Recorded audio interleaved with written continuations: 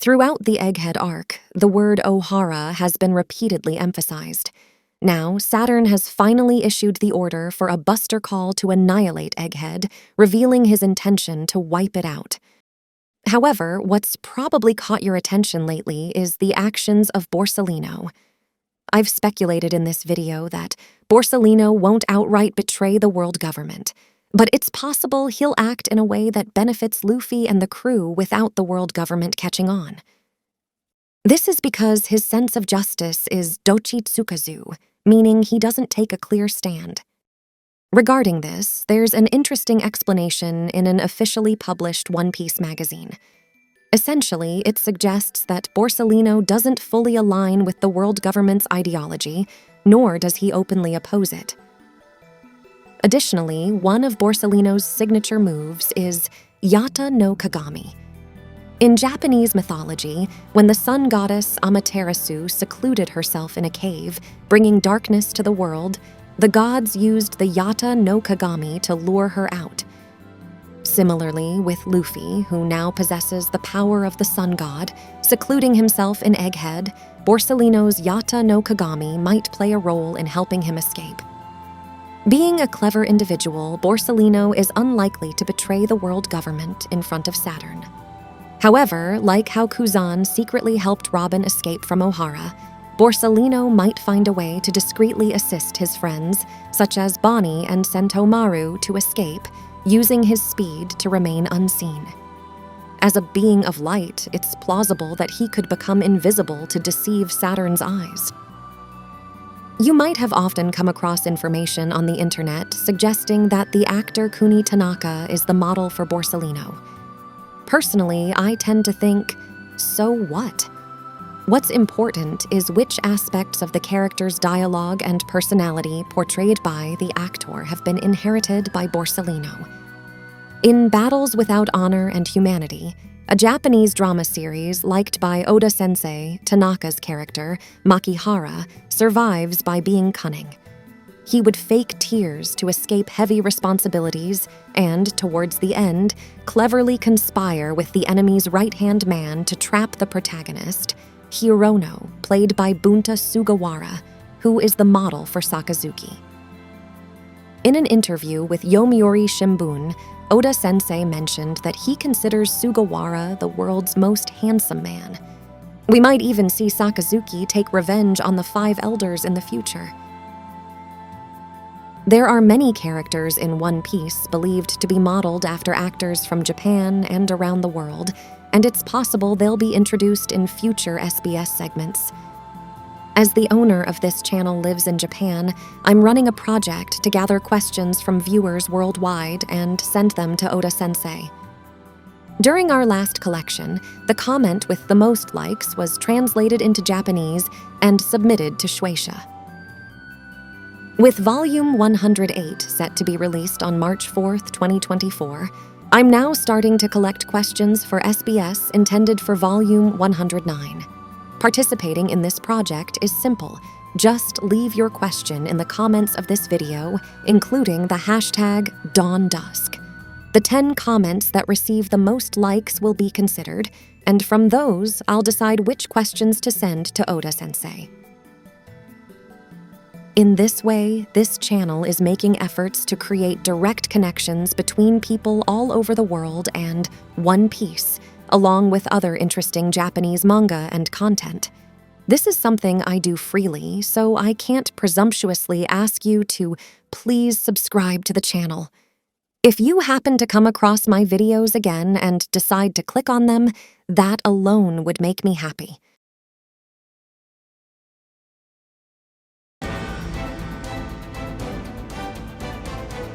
I believe One Piece often hides significant clues in chapters or arcs that don't get as much attention.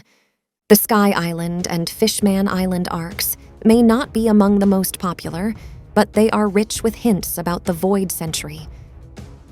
It seems that Chapter 1101 was also viewed as uninteresting by many in Japan, so I'd like to unearth any hidden messages it might contain. First, let's focus on this somewhat eerie scene. Does it remind you of anything?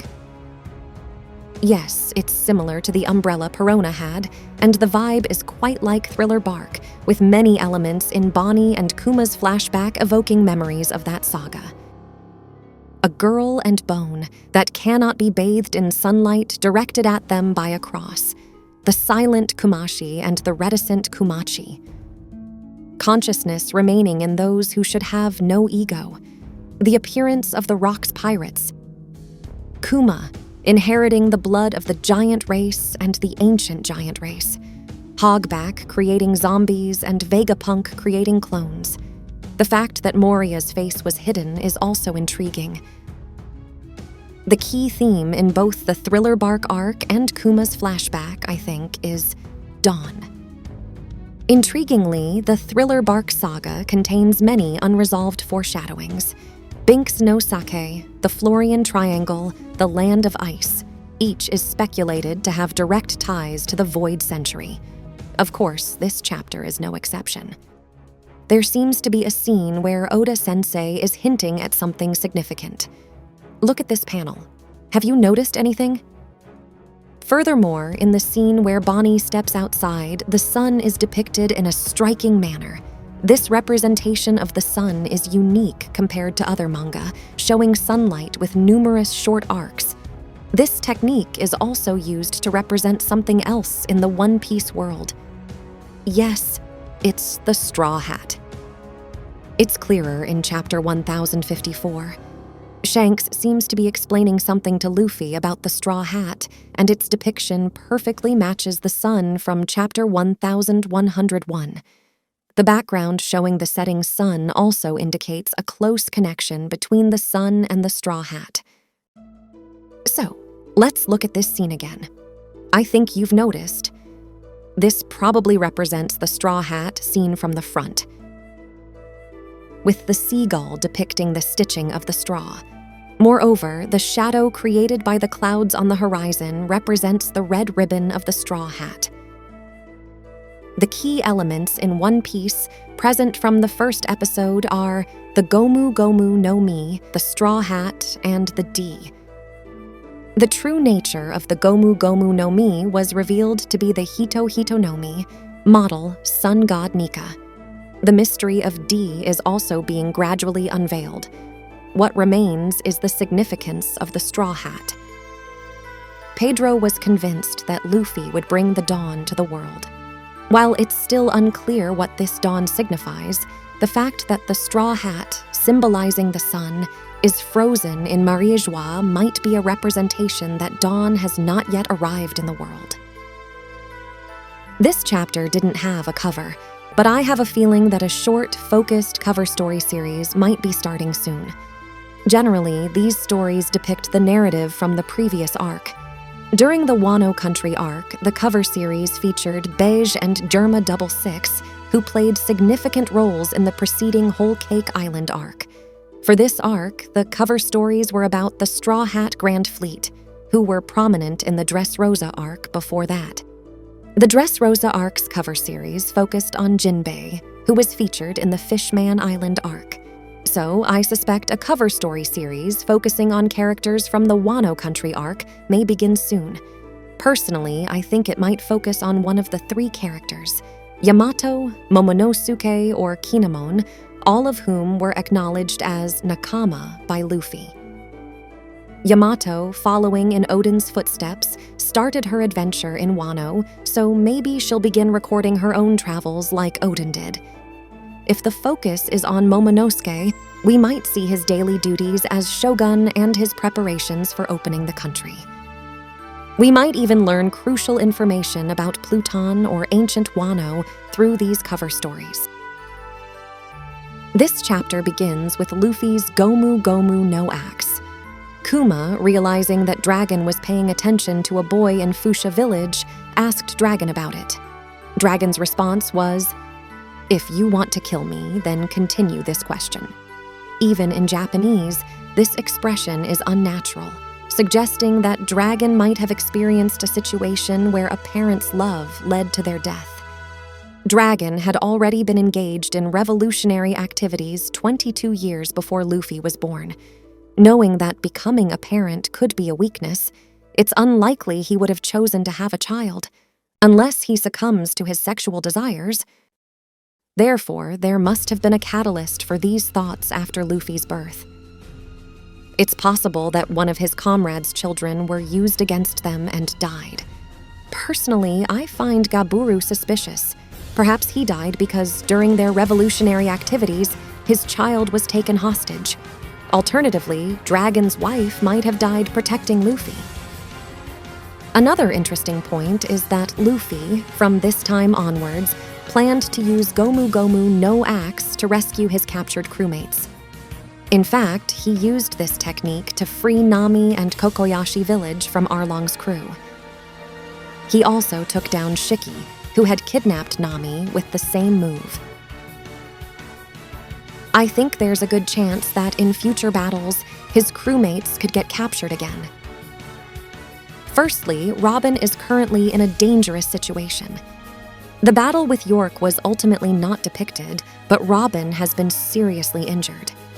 Since Atlas led her underground, it's likely Robin played a significant role in rescuing Vegapunk and capturing York.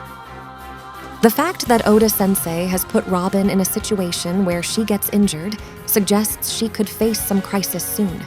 The world government, as we saw in the Wano Country arc, has already ordered the Cypher Pole to secure Nico Robin.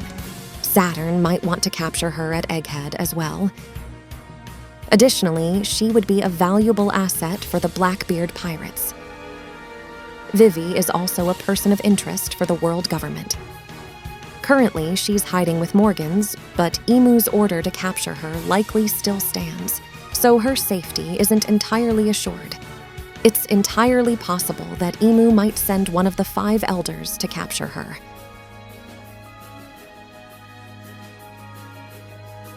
A woman believed to be Khalifa's sister, named Alpha, arrived in the Sorbet Kingdom to monitor Bonnie. There's an interesting wordplay involving Khalifa and Alpha. Let's focus on this part. It can be read as Arukari, which directly means alkaline. Khalifa's power is the bubble fruit, and bubbles are alkaline. How do you neutralize alkali? You add acid. Do you know what acid is called in Japanese? San.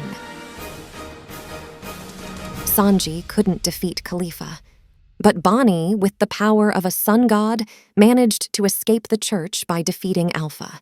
It's an interesting contrast. In this chapter, 2 Japanese proverbs were introduced. One was in this scene. Bonnie said, "This medicine is bitter. I hate it." To which Alpha replied, "It's because it's good medicine." This exchange seems to hint at this Japanese proverb, meaning good medicine tastes bitter. It's a metaphor that good advice or suggestions, although hard to accept and follow, are beneficial for oneself. Indeed, Connie proposed waiting for a letter from Kuma and not showing her powers to Alpha, which ultimately allowed Bonnie to escape government surveillance. In the translated version, Ramune was described as a soft drink similar to lemonade. While this isn't incorrect, the correct translation in this context might also be compressed tablet candy, as Ramune is also a general term in Japan for refreshing tablet candies, which, when crushed, resemble medicine. And then, Connie mentions another Japanese proverb, which means, "A capable hawk hides its talons." This means that those who possess exceptional abilities or intelligence do not flaunt it wastefully to others. Vegapunk is literally an intelligent scientist in the One Piece world. He has exemplified this proverb perfectly by granting Bonnie the authority to command the highest tier of pacifistas and by replacing the self-destruct mechanism with a full-stop device in Kuma without Saturn's notice. It raises the question, can Saturn still be called a scientist? Additionally, there's another mysterious hawk in the world of One Piece. Mihawk. His moniker is Hawk Eyes, and he does not boast about his abilities. Furthermore, speaking of talons, there's the hoof of the flying dragon. a symbol associated with the celestial dragons. The proverb, "a hawk hiding its talons," could metaphorically mean that Mihawk is concealing the fact that he is of celestial dragon descent. During the purge of natives at God Valley, the slaves were referred to as rabbits. Remember Mihawk's first appearance? He said, "I'm not a fool who goes all out just to hunt a rabbit." This could be seen as his cynicism towards the celestial dragons. Here's my hypothesis. Mihawk originally comes from the lineage of celestial dragons and witnessed the native purge at God Valley. Disgusted by their actions, he decided to leave Maria Joie. The scene of watching the native purge from Maria Joie, though seemingly insignificant, was crucial to show that Mihawk, and possibly Doflamingo as children, witnessed these events. In fact, Doflamingo hosted a similar event in Dressrosa.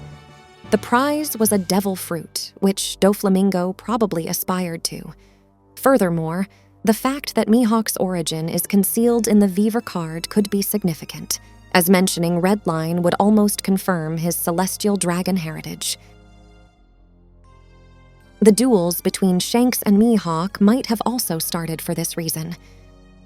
When Mihawk was 5, he witnessed the God Valley incident where Garling caught the most rabbits. Mihawk, feeling a resemblance between Shanks and Garling, was repulsed and decided to kill Shanks. This might have led to their ongoing duels. I think Mihawk's marine hunting and his collaboration with organizations that place bounties on marine heads are because he is dissatisfied with the current world government system, which is dominated by the Celestial Dragons. Furthermore, Mihawk and Doflamingo share similarities like wearing the same bracelet and their names having musical notes followed by an animal's name. This could imply that both, being former celestial dragons, chose a similar path as Doflamingo, who descended to the lower world. Most intriguingly, their eyes have a notable resemblance. As you know, my favorite characters are Crocodile and Stussy, who is a clone, but I was satisfied to see her lovely smile in this chapter. In the translated version of this panel, she says, "so sweet," but the nuance in the original version is different. She actually says, "Ina," which means, "I'm envious." Like she questioned whether a human without self-awareness or a clone with self-awareness is happier, Stussy, who has no biological parents, might have felt envious of the relationship between Kuma and Bonnie. It's understandable why Vegapunk, who is almost a parental figure to her, got angry at her comment. Incidentally, Miss Baken's name in Japanese means fine or penalty. Considering that Kuma became a cyborg test subject to cover Bonnie's surgery expenses, Bakin might have had to pay some kind of penalty and had no choice but to offer herself as a subject for clone research.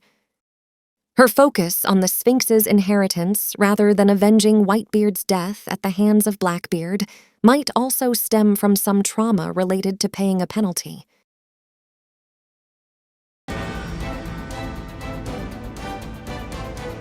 Recently, many covers have been responding to readers' requests.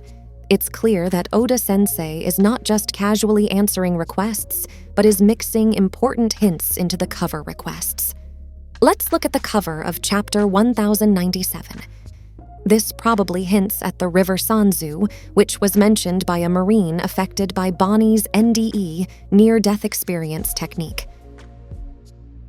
The River Sanzu is the river that souls of the dead cross to reach the world of the dead. In other words, it's like a boundary between the world of the living and the afterlife.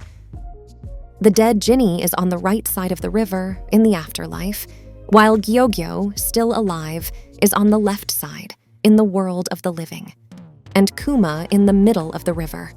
What situation is he in now? Currently, Kuma has completely become a human weapon, and his soul seems on the verge of going to the afterlife. However, his body is active in the living world, so he's probably wandering in the middle of the river. Perhaps Ginny's anger is not just about the salmon being thrown away, but also hints that he's telling Kuma not to come to this world.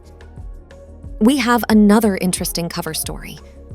What is the cover of this chapter showing? Some might have already noticed.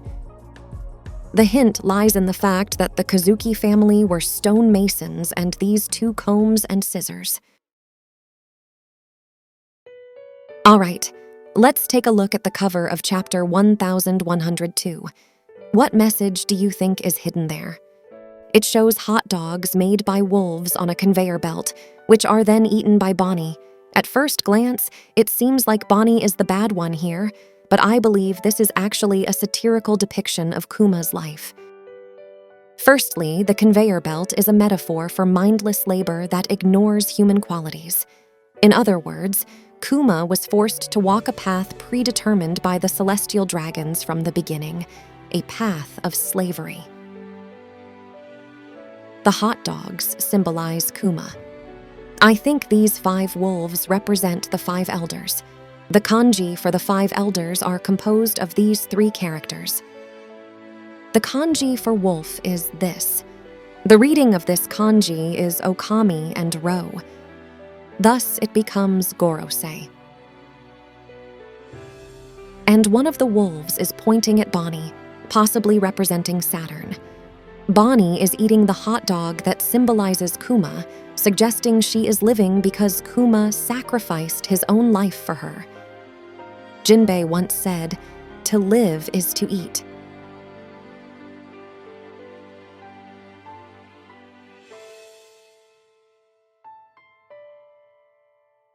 This is a key theme in One Piece. Furthermore, there are no hot dogs symbolizing Kuma on the conveyor belt ahead of Bonnie. This implies that without Bonnie, Kuma's life would have continued relentlessly like a conveyor belt. Indeed, the scene where Kuma, at the depths of despair after losing Ginny, finds direction again with the birth of Bonnie, is strikingly depicted. You might be thinking this right now. Why are hot dogs used as a symbol for Kuma? Probably because Kuma was turned into a cyborg called Pacifista. In Astro Boy, there are cyborg soldiers called the Hot Dog Corps. Atlas somewhat resembles the protagonist of Astro Boy. Her role as a satellite involves rampaging. Interestingly, the same character is used in Kuma's epithet, Tyrant Kuma. I explained that this cover represents a satirical depiction of Kuma, a buccaneer clan who was destined to be a slave from birth, and the 5 elders who manage the slaves.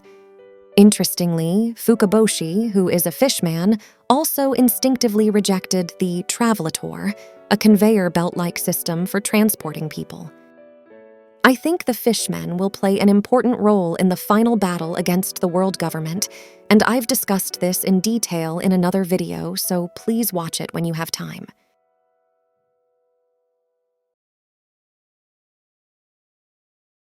In a scene before Kuma's memories are completely erased, Vegapunk's speech becomes slightly awkward.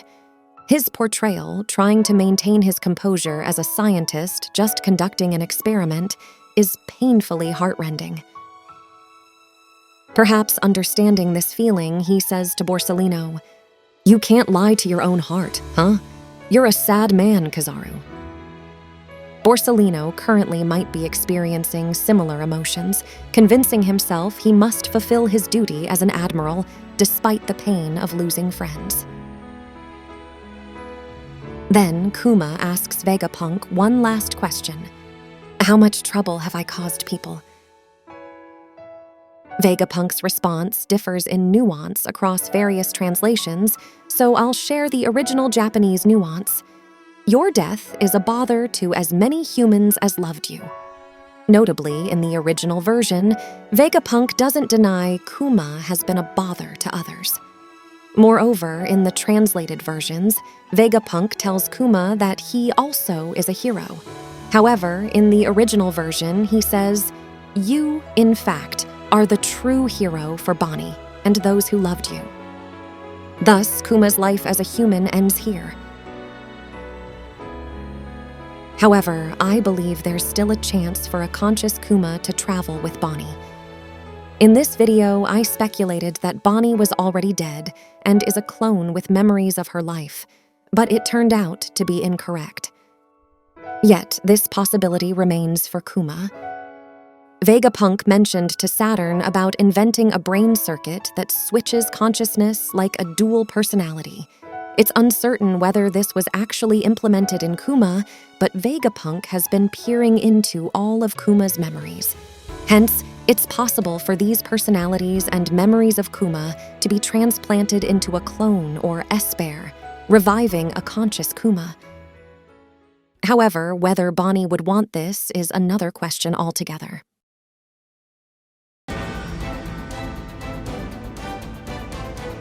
In Chapter 1103, as I had previously speculated in this video, it became clear that Bonnie's ability weakens as her creativity fades. Vegapunk's description of the nature of devil fruits suggests that the source of a devil fruit's power lies in the user's imagination.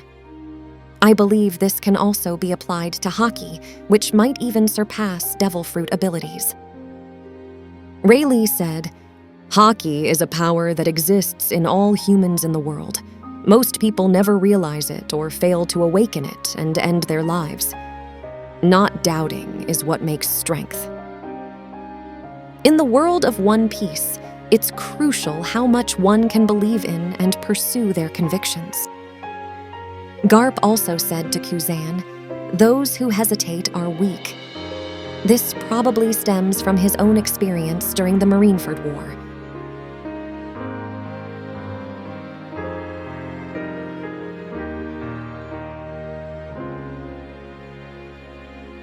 Bonnie, who started her journey hoping to meet Nika, didn't even get to meet Kuma and only saw him during the Marineford War after he had already become a cyborg. This cruel reality led her to subconsciously doubt Nika's existence. That's why her ability to recreate Nika weakened over the years.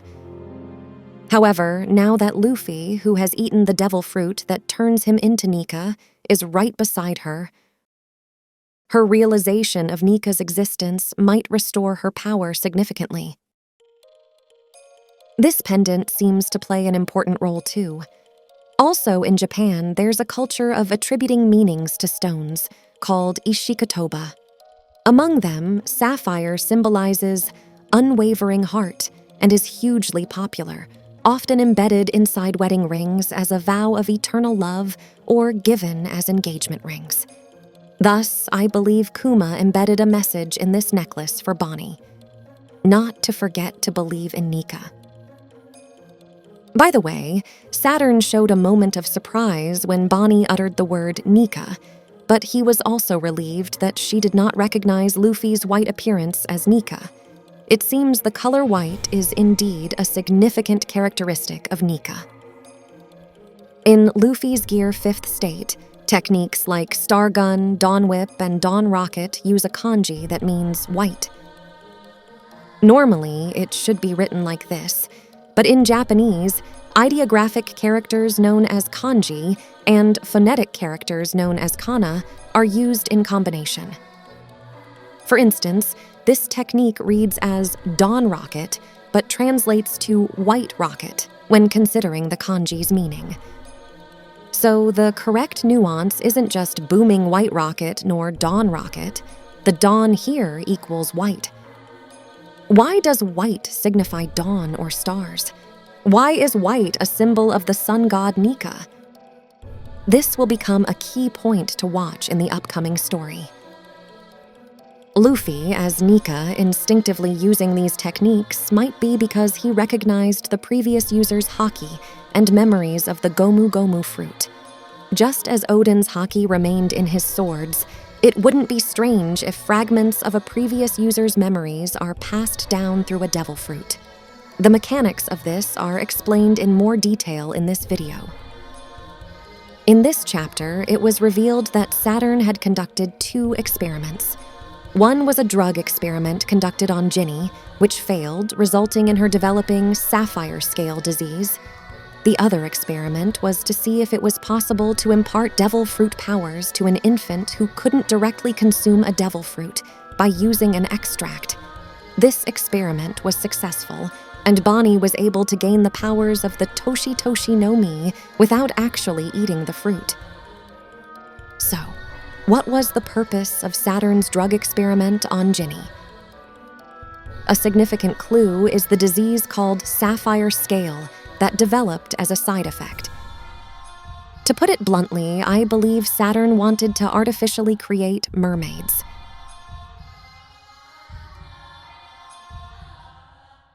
Indeed, the world government has promoted experiments on human gigantification to obtain giant soldiers.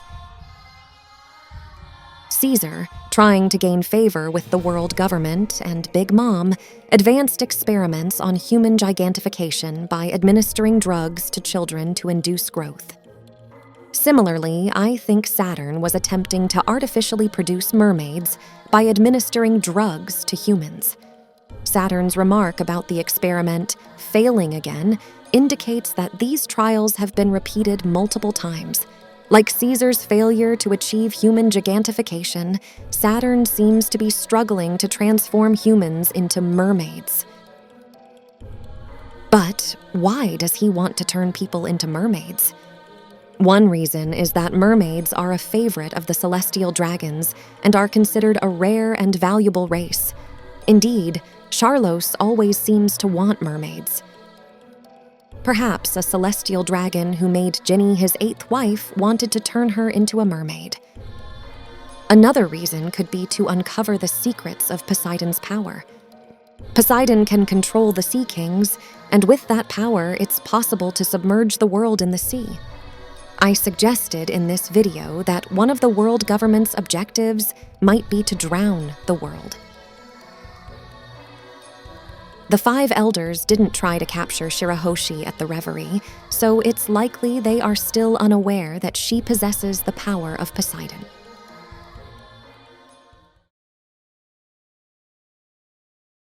Let's also consider the purpose of the other experiment that used the extract to impart devil fruit powers. I believe this extract was used in the candy prepared by Caesar. This extract, similar to how green blood gave abilities to the seraphim, might also be used to bestow devil's powers on inanimate objects that are incapable of mastication. Smiley died as it transformed into gas after eating a giant candy. There's no explanation for this phenomenon yet, but I think this candy contained a substance that could grant abilities without eating a devil fruit. Yes, it appears that the results of Saturn's experiment of feeding a devil fruit to an infant are evident here.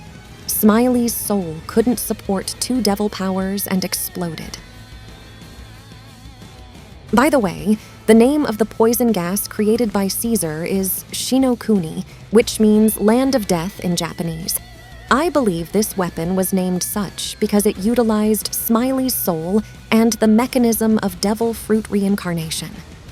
The true identity of Smiley is the H2S gas that was created during the explosion accident on Punk Hazard 4 years ago. However, since Vegapunk uncovered the existence of souls 3.5 years ago, even gas has become capable of consuming a devil fruit. Caesar mentioned that the last time he saw Smiley was 3 years ago, which is likely when he fed it the devil fruit. It is also said that Vegapunk recently deciphered the conditions for the transmission of devil fruits. This means that by feeding another devil fruit power to Smiley, Caesar could turn it back into gas, recover the devil fruit, and then feed it to the gas again to recreate Smiley. That's why he said this.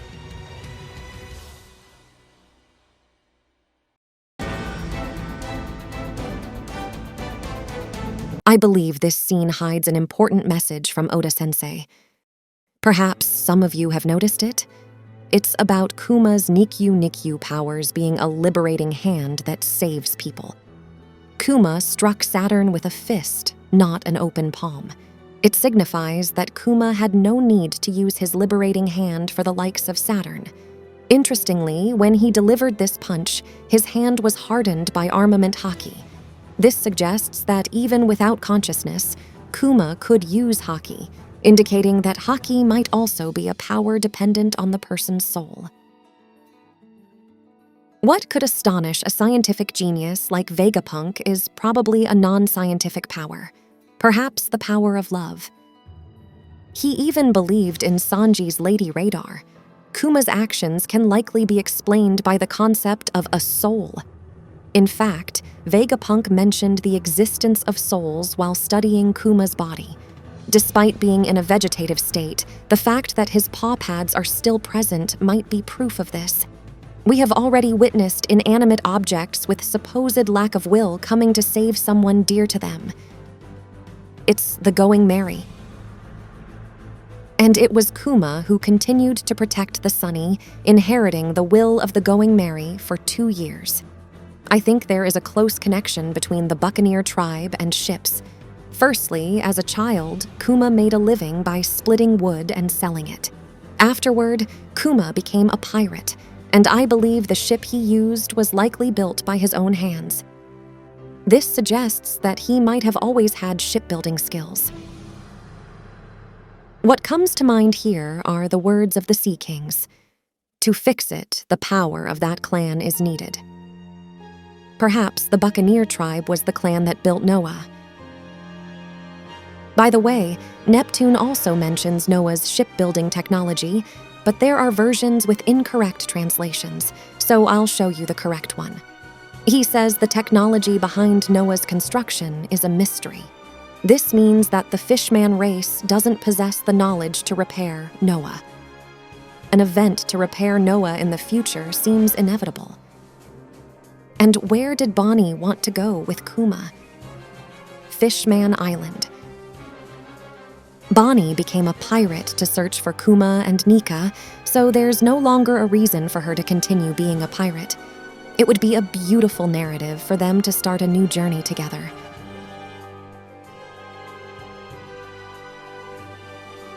However, as long as the celestial dragons control the world government, it will be difficult for them to travel safely. Therefore, Luffy, being the sun god Nika, must fight to solve the root problems and battle against the world. The upcoming global conflict will likely surpass the scale of the Egghead incident.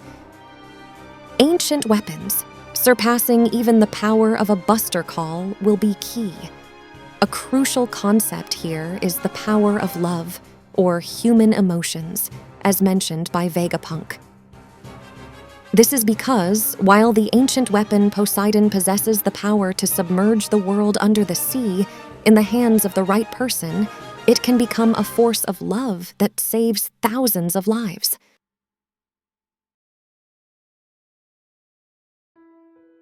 One Piece has 3 important phrases that symbolize the story: inherited will, the surge of the era, the dreams of people. These are things that cannot be stopped. Why is that? It's because people have emotions.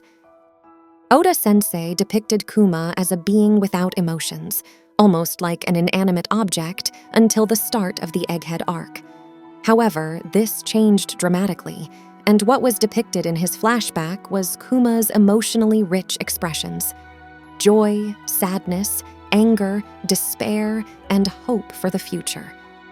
The last hope that Kuma found just before becoming a cyborg was undoubtedly Luffy, who, like Nika, had a rubber body and fought freely. And Kuma continued to protect the Straw Hat Crew's ship for 2 years. Among this crew, there is a man who, contrary to Kuma, escaped the fate of becoming a human weapon. Yes, that's Sanji. What do you think is the secret to Sanji's strength? His foot techniques, the power of science, or the power of love? I have a clear answer. I believe the source of his strength is emotion. I think this is probably an important theme in One Piece, related to the Great Kingdom and cities on the moon. In the history of One Piece, the sun god Nika is an important figure, and similarities with Sanji can also be seen. Take these curly eyebrows, for instance. In the SBS, a reader commented that Sanji's curly eyebrows are uncool, to which Oda-sensei responded, "Everyone lives by the swirls. The sun, the moon, the earth, they all spin around. Now remember that Sanji's eyebrow channels that same powerful circular energy." In fact, the sun is often depicted with swirls in Japanese children's books. His name San means 3, but it could also represent the sun. It's a well-known fact that his original name was Naruto, and the food Narutomaki also features a swirl design. From this, I believe Sanji is a character created with the sun as a theme. The fact that Bonnie, who worships Nika, took a liking to Sanji might also be meaningful. First, let's look at the changes in Sanji after the Wano arc. During the battle with the Beast's pirates, Sanji noticed something strange about his body. At that time, there was no change in the direction of his eyebrows, but his close friend Zoro was the only one who foresaw this change. At first glance, it looked like a gag scene, but in SBS Volume 105, Oda-sensei mentioned the eyebrows. Thanks to Sora's sacrifice, Sanji was born as a normal human, so his eyebrows were the opposite direction of his brothers, who manifested the power of science. However, Sanji triggered the power of science by using the raid suit. Furthermore, in the battle with S-Shark, Germa's genes reawakened and his eyebrows started pointing in the same direction as his brothers.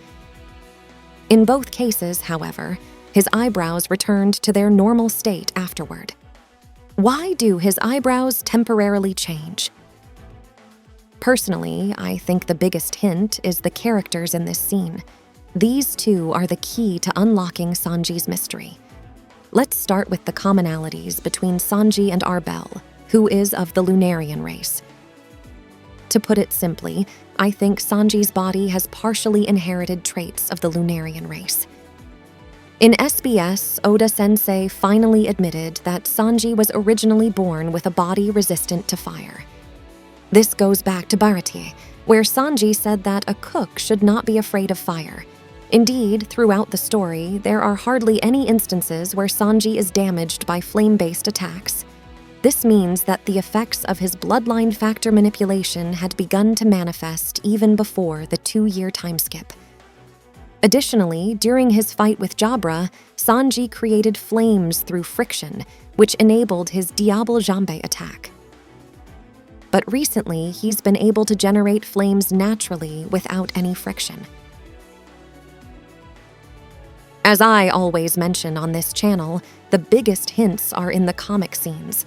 Although not clear, in this cover, both Ichiji and Reiju seem to rescue their young brothers with flames. These traits are reminiscent of the Lunarian race. The Lunarians are a fire-generating race.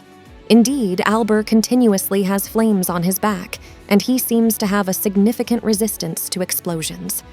Moreover, when Arbel's back flames are lit, he has a robust body that resists Zoro's slashes and explosions, and when they are extinguished, his speed increases. Sanji also developed an exoskeleton that strengthens his body due to the raid suit. His durability was already sufficient in Punk Hazard, though. Additionally, without the raid suit, he can move as if he's invisible. Although he doesn't have wings, Sanji can fly. These similarities suggest that, thanks to the manipulation of his bloodline factors, Sanji's body has partially acquired Lunarian-like traits. If Sanji's exoskeleton and resistance to fire are due to Lunarian bloodline factors, how did Judge obtain them? Yonji mentioned Judge's past like this. The existence of bloodline factors was revealed by a young Vegapunk. However, the world government saw experiments on bloodline factors as dangerous and arrested Vegapunk. As a result, the research group MADS was bought by the world government. But our father escaped from the government and continued his research on Germa's cloned humans using bloodline factors alone. After MADS was taken over by the government, I think that he stole some crucial technology being experimented on by the world government and fled. If so, he might have been at Punk Hazard for a while and had the opportunity to steal Arbel's bloodline factors from government experiments. It could have been stolen at that time. Also, did he snatch Sora away from another man by any chance? However, the fact that a Lunarian like Arbel exists means we can't rule out the possibility that other Lunarians might still exist somewhere. At least his parents must have lived in the past as descendants of the Lunarian race. A hint here is the human list at the auction house. It lists prices for many races, but other rare species are listed separately and enclosed in a patterned border, as some of you might have already noticed. Yes, it's almost the same as Arbel's. Therefore, this could indicate that Arbel or another Lunarian was traded in the past. The title of Dufeld, who once supported Mads, is Yamakin-o in Japanese. Yamakin refers to loan sharking and also to money earned from trading in the black market, such as human trafficking and prostitution. Thus, it's possible that he provided Judge with a Lunarian or their bloodline factors obtained from a human auction. In this video, I explained that the Lunarian race is like a sun god to the giants. According to Lilith, if there is an unextinguishable flame, a sun can be created. Since the Lunarians keep an unextinguishable flame alight, they can be considered as close to being suns. I believe the land of the gods mentioned by Hyrudean is likely the ancient Lunarian nation on the Red Line, also referred to by Marco. From this, I think Sanji is a character that hints at the Lunarian race. This brings us to the appearance of another important character, Momonosuke. His ability might explain this phenomenon. Momonosuke, like Sanji, is a character who acquired powers through science. Yes, because he ate an artificial devil fruit created by Vegapunk.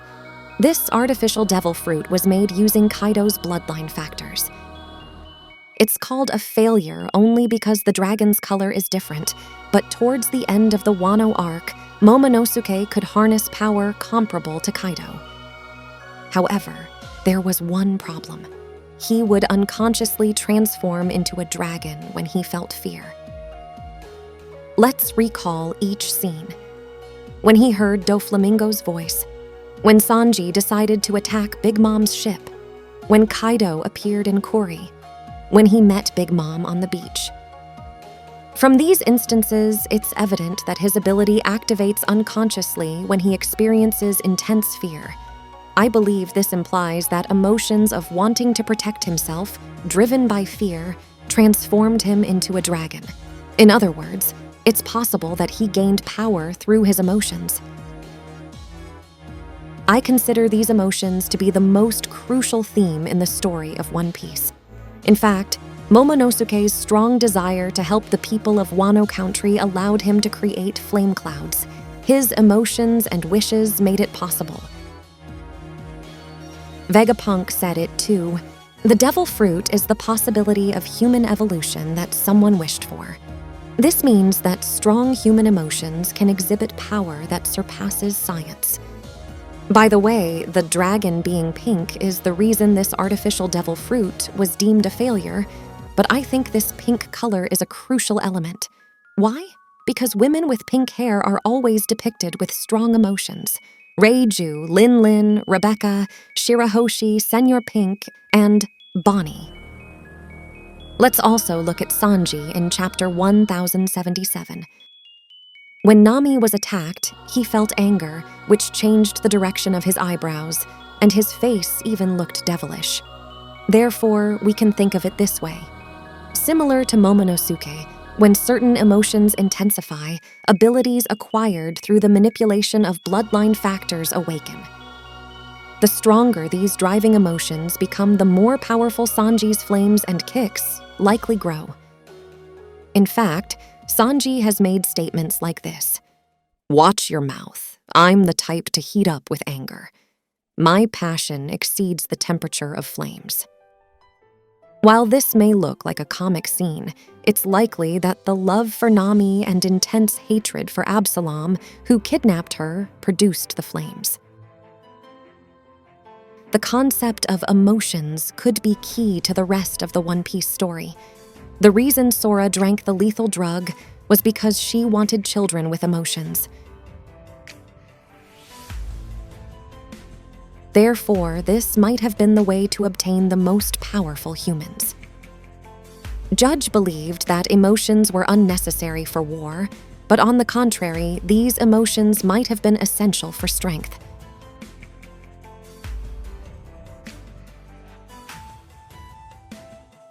This could be one reason why neither Caesar nor Judge could match Vegapunk's science. Which of Vegapunk's creations is the most superior as a soldier? As the title of Chapter 1070 suggests, the strongest humanity, it's the Seraphim. They are called the strongest possibly because they possess Lunarian traits, but the real reason, I think, is emotions. Other pacifistas lack emotions. However, Seraphim possess human-like emotions, giving them the power to even defy their master's orders. They are basically beings that follow orders due to their loyalty chips. But imagine what would happen if they lived according to a strong emotion to destroy the world. It could potentially lead to world annihilation. In the world of One Piece, there exists the strongest weapon that utilizes emotions, surpassing even Vegapunk's technology. What do you think it is? Please pause the video and take a moment to think. Yes, it's the ancient weapon Poseidon, whose true nature has been revealed so far. Do you remember when she awakens as a weapon? When she strongly wishes for something. In other words, when she has strong emotions. Shirahoshi said she couldn't do anything, but the Sea Kings answered, "You wished for it." And then there are the small robots, gazing at the wall paintings that seem related to these ancient weapons.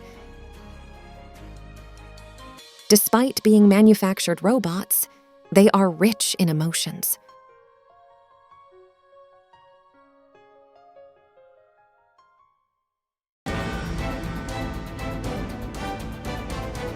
In this chapter, the Buster Call attack begins in earnest, and Vegapunk despairs as Egghead is destroyed. This is because the advancement of science was a significant step towards realizing his dream. Vegapunk dreams of a world where energy is freely available to everyone, believing that this could extinguish many of the major causes of war in the world. It's said that there are 5 main causes of war in our world, with ethnicity, resources, and politics being problems clearly present in the world of One Piece. The issue between races was depicted in the Fishman Island arc, but Vegapunk aims to solve the resources problem through science. However, Saturn, despite being a scientist, says that scientific progress is unnecessary. For the celestial dragons, maintaining a world that suits their convenience is of utmost importance. Even if science advances, if it's not entirely under their control, it's considered nothing but a threat. This has parallels with what happened 400 years ago in Jaya. Norland exclaimed, "Is that how you've always done it? Always excluding everything? Even if it's minor, it's still a significant advance." The people of Shandia had been rejecting the cultures and civilizations brought by outsiders for centuries, trying to solve everything with sacrificial rituals. Norland expresses his anger, saying, "You're trampling on this great advancement. That's why I'm saying your rituals are an insult to them. Isn't your ancient creed the real evil spirit here? Are you that afraid of gods?" This is likely hinting at the fact that the world government, fearing the sun god Nika, has continued to hide the history of the Void Century. This is also hinted at in the cover of this chapter. In the center, there's a rabbit, and the ingredients are placed on a tree stump.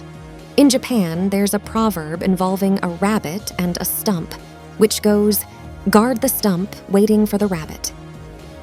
This proverb originates from the experience of catching a rabbit that had knocked itself out against a stump, leading someone to watch the stump continuously, but never catching another rabbit again. It represents the folly of sticking to old customs rigidly and being inflexible. Progress is unnecessary, as Saturn said. The world government's insistence on maintaining the balance of the world led to the collapse of the Seven Warlord system.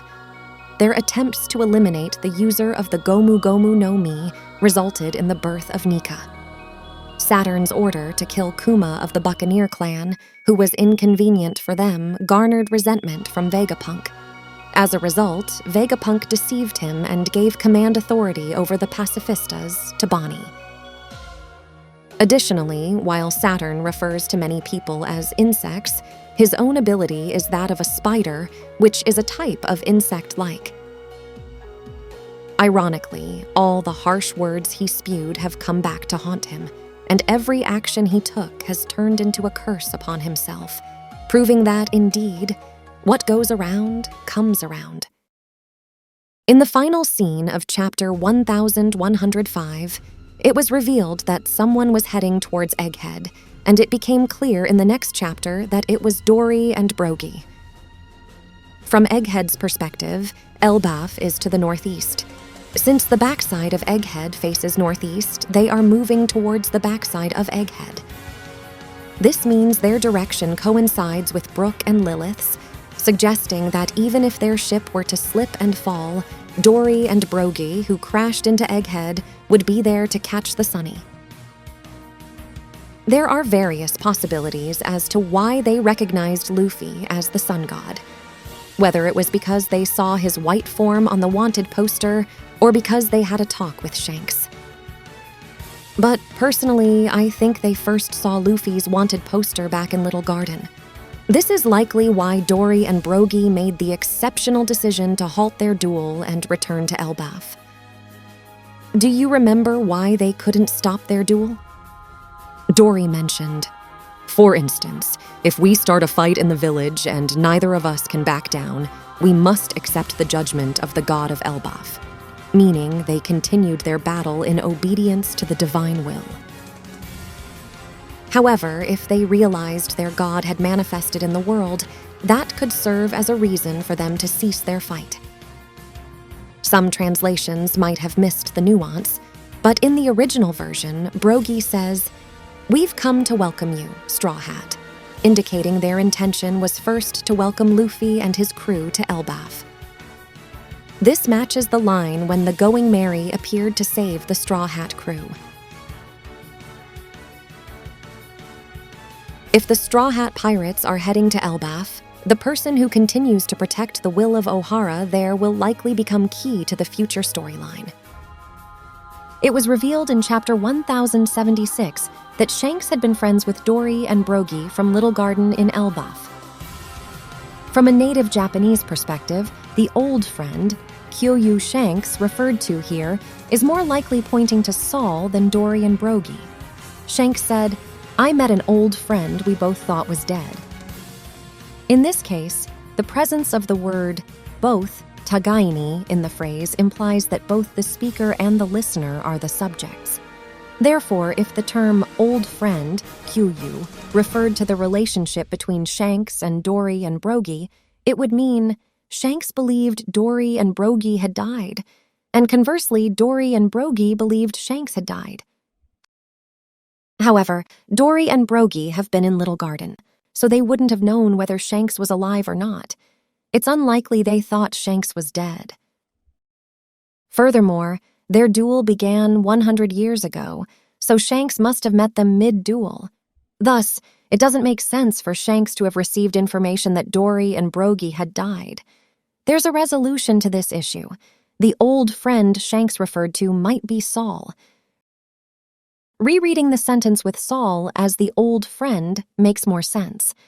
We all met an old friend whom we believed had died. In this context, with Dorry and Brogy as the listeners, the subjects of the sentence would be all three of them, Shanks, Dorry, and Brogy, and they all believed Saul had died. Also, if the term old friend truly referred to both Dorry and Brogy, the plural form old friends, Kyū tachi, should have been used. While Japanese doesn't have a true plural form, it can express plurality by adding tachi after a noun. From this, it's inferred that Shanks had not only met Dorry and Brogy, but also Saul in the past. So when was Saul believed to have died? During the O'Hara incident 22 years ago. This means Shanks must have met him at least 22 years prior. I'd like to propose a possibility. After the dissolution of the Roger Pirates 24 years ago, where do you think Shanks went? It's his hometown. He might have ventured to Mariwa to contact the world government, but there's a high likelihood he returned West Blue.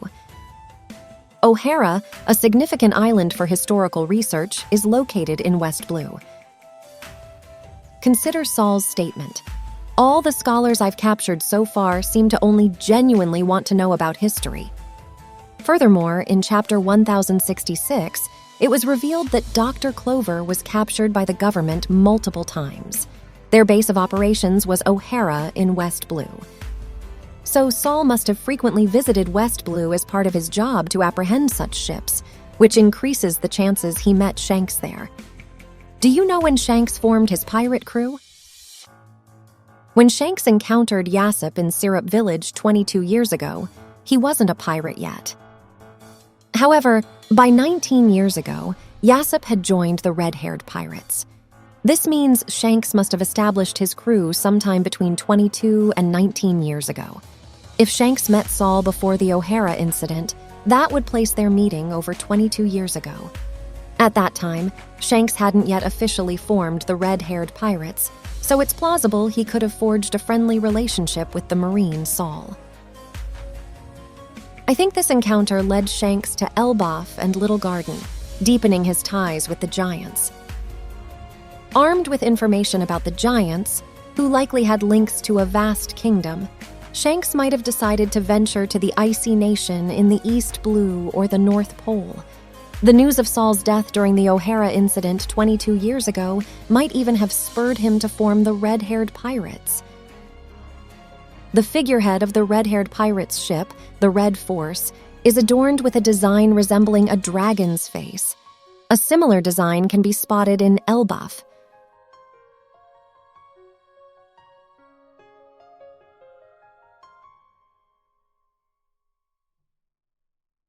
Elbaf is known for its gigantic fish and massive flora and fauna, suggesting the giant egg could also have ties to Elbaf.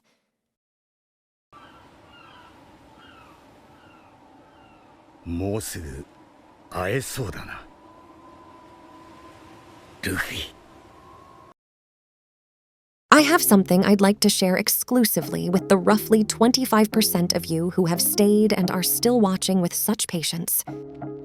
You may have noticed something about the cover of chapter 1105. Yes, the artwork is clearly less detailed compared to other chapters. The page count is also 13 pages, which is on the shorter side for recent publications. I know someone who is a manga artist, and even contributing to a monthly magazine requires a significant amount of effort. Given that One Piece is a weekly series, I can only imagine how much more demanding it is. But I'm happy that this channel has many viewers with sophisticated insights like the commenter here. For manga artists, meeting deadlines is part of the job, but plotting and maintaining the quality of the artwork for One Piece, a work that will go down in history, especially for the final chapters, is imagined to be a particularly time-consuming task. Therefore, I hope to share videos as much as possible during the weeks One Piece is on break to help fill in the time for everyone. Before I close this video, let me share one more interesting piece of information from the One Piece magazine. These topics, along with my own thoughts, will be introduced on my Patreon moving forward.